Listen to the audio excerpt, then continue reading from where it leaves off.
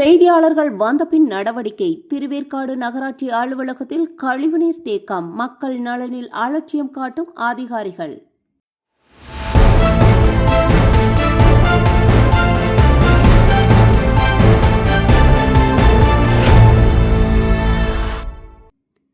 திருவேற்காடு நகராட்சி அலுவலகத்தில் septic tank நிரம்பி மென்ஹோல் வழியாக கடந்த 3 நாட்களாக கழிவுநீர் தேங்கியதால் கடும் துர்நாற்றம் வீசி பொதுமக்களும் ஊழியர்களும் அவதியடைந்தனர்.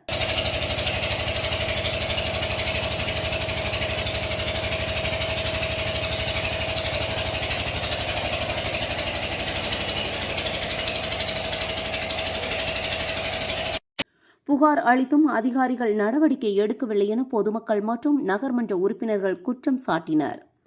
செய்தியாளர்கள் தகவல் சேகரிக்க வந்ததைத் தொடர்ந்து அதிகாரிகள் கழிவு நீரை அகற்றும் பணியில் ஈடுபட்டனர்.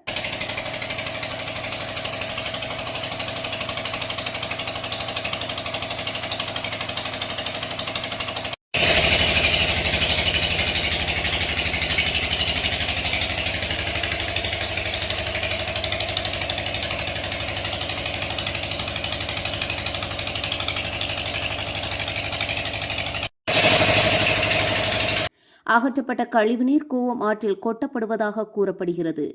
மக்கள் நலனே தனது நலன் என கூறும் தமிழக முதல்வர் விஜய் இந்த அலட்சிய அதிகாரிகள் மீது நடவடிக்கை எடுப்பாரா?